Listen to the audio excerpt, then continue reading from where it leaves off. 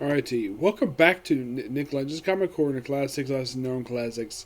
This is episode number 1772 and Doubleshot number 1666. Now, I have a Defenders trade plus some issues from Defenders Volume 4. Yep. First up we have from Defenders Volume 3, basically it's the trade that collects it, which is known as Indefensible. The creative behind this book is the three guys who gave us Just Like International: Jay Demadius, Keith Giffen, and Kevin McGuire. Yep. This book is a lot of fun. Can you believe this book only came out 17 years ago? And you're thinking, really? 17 years ago? Yep, at the time this book was launched, it had been 3 years since the last Avengers book. Of course, this is only a miniseries, not an ongoing, like that one was. Yeah, Avengers basically brought together to deal with Dormammu, who actually has a brand new attire in this book. And also, one of the most funniest scenes is basically Bruce Banner meeting Umar, Doctor Strange's mother-in-law. He first was a total loot, which I found to be so hilarious. And the way Kevin McGuire draws, like, damn, Umar, your sister's hot. And this woman is the mother of Clea.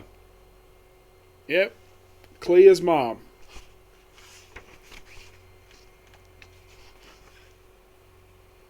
This is just really good. Nothing really bad about this miniseries. No, not necessarily. Like, here's some artwork by Kevin McGuire drawing Doctor Strange and Nightmare.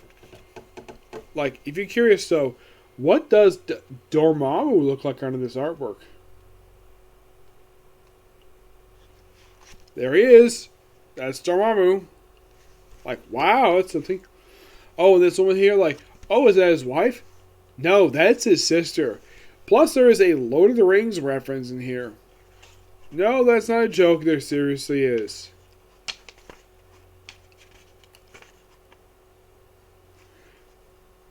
And we have basically Umar bathing while having people bathe her. Yeah, and of course, Dormammu is a sensible thing, but not looking at his beautiful sister while she's bathing. Yeah. Now, as for the Lord of the Rings reference, also apparently she's falling for Bruce Banner. Yeah. I'm sure she couldn't resist his little Hulk. Also appearance here by Eternity. Yes, Eternity, because Dormammu's actions in this mini-series basically draws his attention.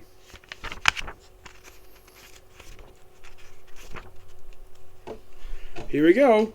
Like, this tower reminds you a lot of Sauron's tower from Lord of the Rings.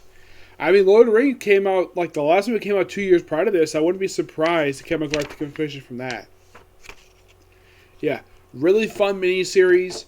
I give this book a 10 out of 10. It's just that damn good. And after that, there wasn't a Defenders book. Well, there was one released, like, a couple years later that was a miniseries, and it was the last Defenders. But after that one concluded, there was one again for 4 years until we came up to Defenders Volume 4, which I had previously reviewed the previous trade for. Now we're discussing Defenders Volume 4, issues 7 through 12. 7 and 10 basically have two new people joining this roster. 7, we have the Black Cat, who's part of this team. And then issue 10, it's Scott Lang. Excuse me. Which I believe this is just after he just came back to life, thanks to the events of the Children's Crusade mini-series. Now, the whole main plot thread of this run is simply protecting this particular engine. And also issue, despite the fact Terry doesn't do all the 12 covers, they do the interior for issue 7. But then for the remainder of the run, that somebody else does the interior. So yeah, Black Cat joins with the Avengers, which I believe at the time this was her second ever group she was part of. Because first it was Heroes for Hire, just a few years part of this, and now it's Defenders.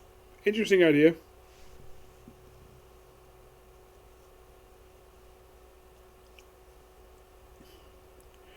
Yep. But like normally for Defenders, like a lot of really weird stuff happens over the course of these 6 issues. Like you have basically Iron Fist versus this guy in green.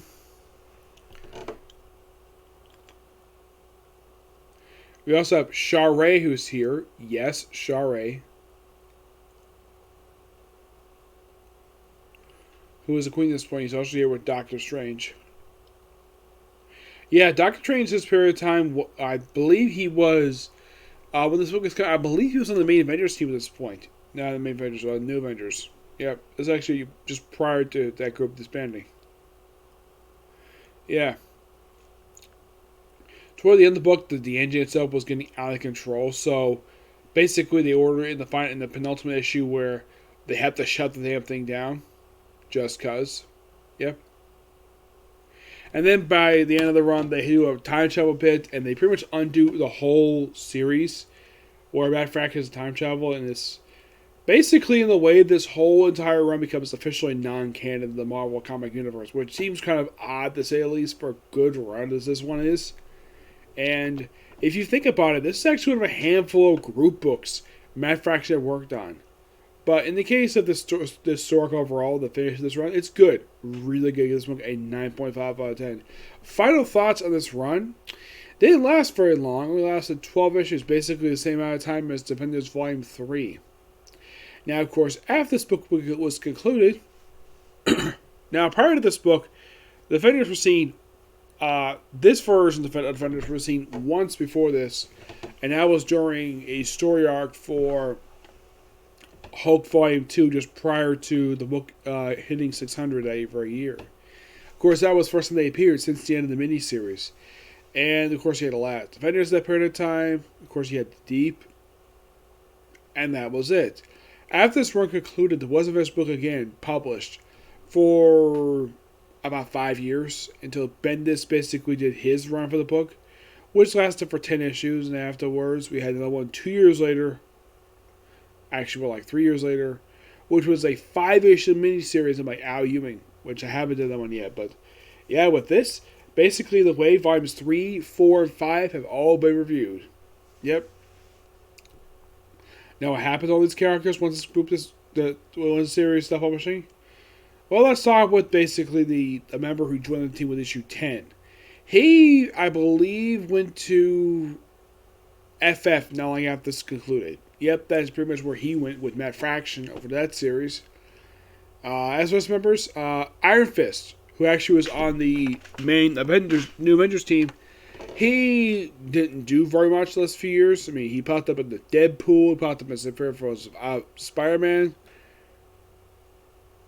Then eventually got Power Iron Fist, his own short-lived ongoing series, which was really good, by the way, and a few mini-series here and there.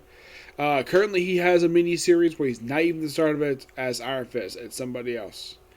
In the case of Black Cat, after this book included, well, to my knowledge, she didn't really do a lot after this book concluded. Of course, this book was concluded in like 2012. Yes, I'm trying to remember what she was up to this period of time. I think it was, I think next time she showed up was actually the pages of Superior Spider-Man afterwards, at least by a year later.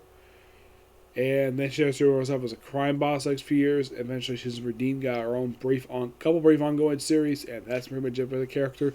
Well, she also appeared in Amazing Experiment. But as for Red She-Hulk, Betty Ross, she would come back to the series as basically become part of the Defenders again when Al Ewing took over the book in that brief mini-series in 2021. With her after this, well, she did receive a very brief ongoing series after this concluded. Yep, she did. A series that lasted for 10 issues as Red She-Hulk, and the number continued from Hulk Volume 2.